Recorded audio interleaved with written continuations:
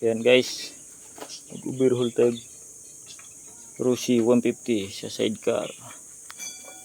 Maingay ang tresera niya.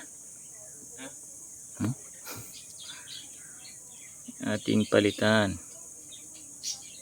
Overhaul ang inaabot. Ito, laki pala ng ano ito.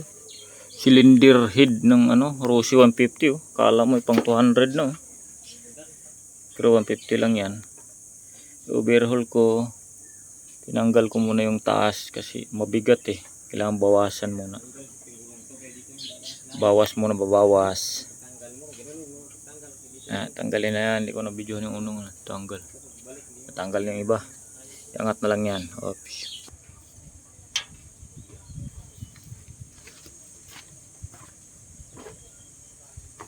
Gamitan natin martilyo. Dipok-pok-pok para umangat.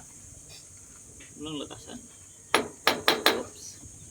Kunti lang. Baka matanggal. Basag yan. Oops. Medyo matigas.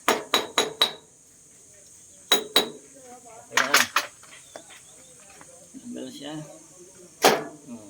Grabe lakas ah. Dandahan daw pero dandahan bigla pala. Tingnan mo. Gaano kadumi. Daming carbon. Daming carbon dong. Grabing carbon guys.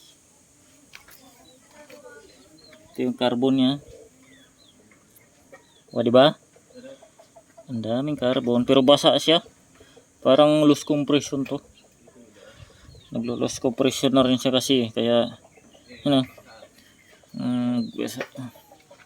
okay.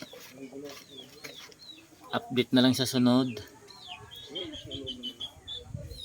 Yan. Bye-bye.